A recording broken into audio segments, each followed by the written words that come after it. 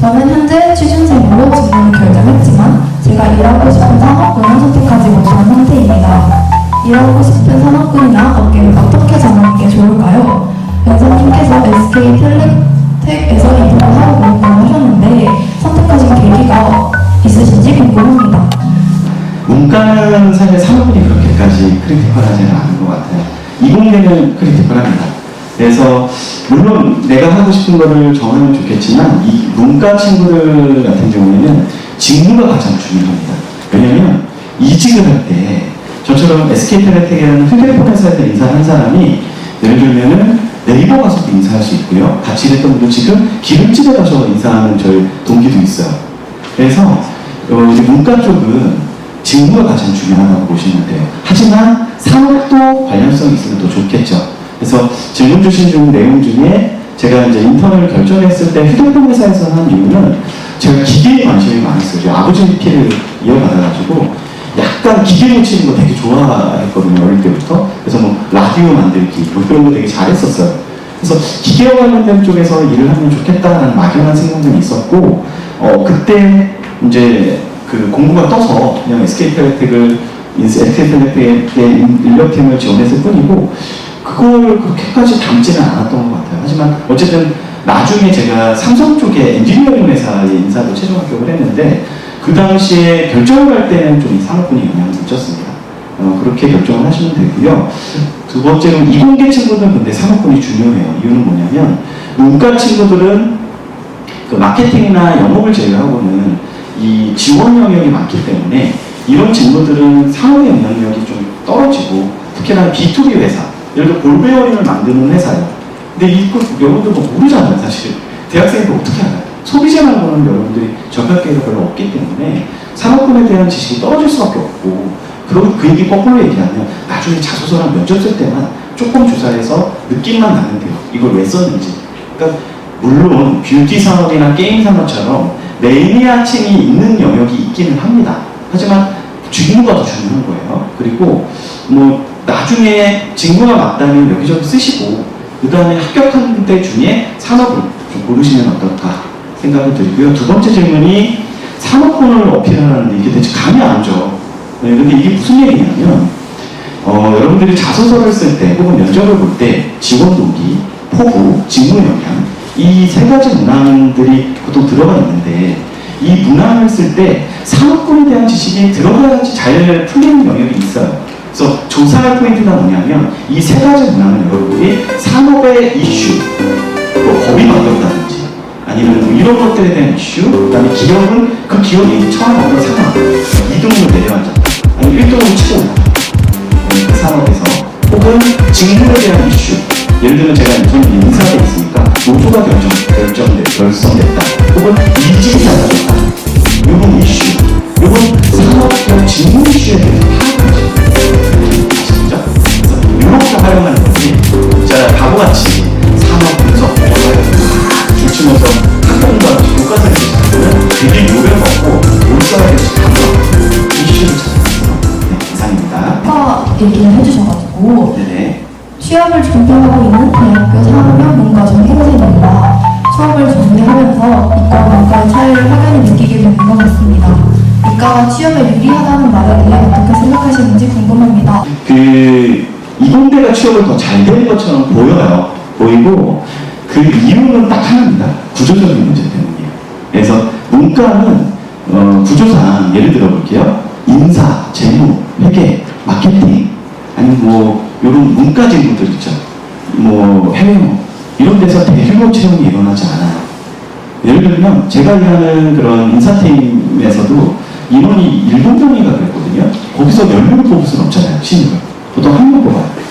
그러다 보니까 팀가 적다 보니까 이게 좀 문이 좁은 거죠. 근데 이공대는 공장이 존재해요. 그러니까 제조 기반이기 때문에 혹은 테크기업, 그러니까 ICT 플랫폼 기반 회사들, 네카라코베란토 같은 데 있죠. 이런 데서 개발자가 많이 필요해요. 프로젝트를.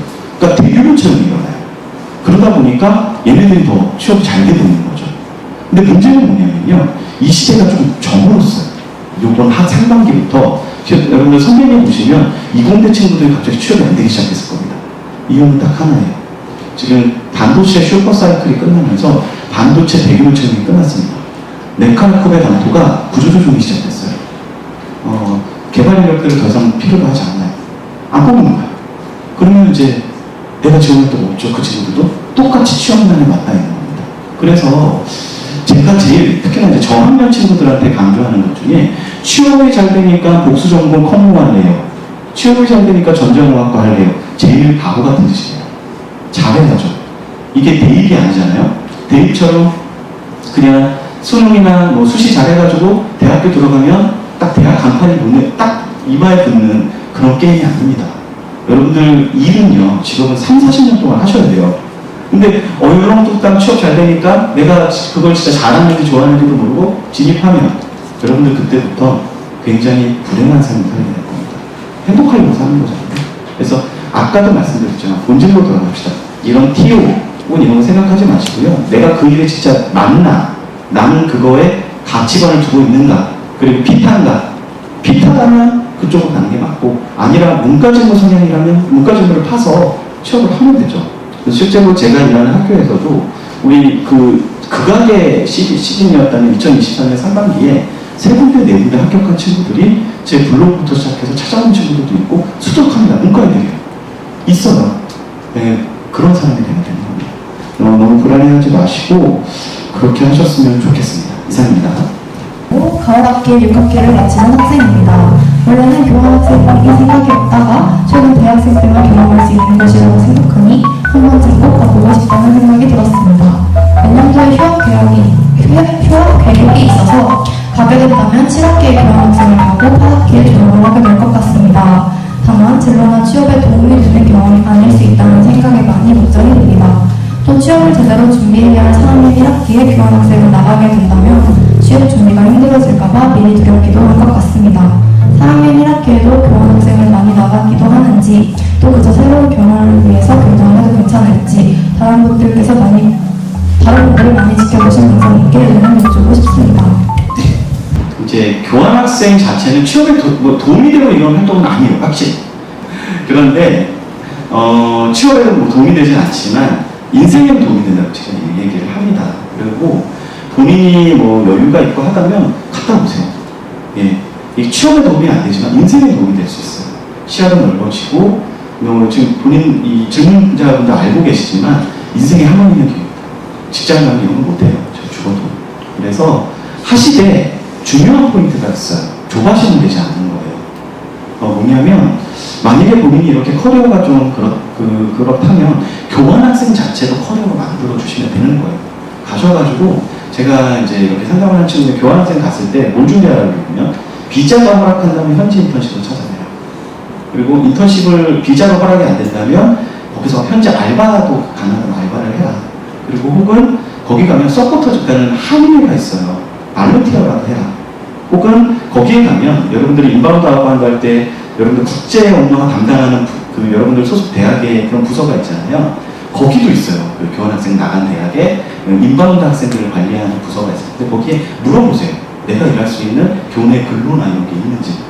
그래서 실제로 거기 현지에서 현지 식당에서 아르바이트 접시 닦기 한 친구가 있는데 그 스토리가 너무 좋은 거예요. 자소서에 써놓는. 이런 것들도 괜찮고, 혹은 이도저도 안 되면 현지 동아리를 하십시오. 예, 그래서 현지에서 단기간이지만 6개월이라도 나를 받아주는 동아리가 있다면 댄스 동아리도 좋고요. 여러분이 그냥 좋아하는 거 하세요. 그러면 그것만으로도 엄청난 나의 어떤 기회가 될 거예요. 그리고 그것도 아니라면 다 놓고요. 인생에 한 번뿐이잖아요. 제대로 놀고 오십시오. 후회 없이. 예, 여행도 하시고 친구도 만나고 파티도 하시고. 다만 돌아오셔서 이 흔히 얘기하는 이 복귀가 안 되는 친구들이 있어요.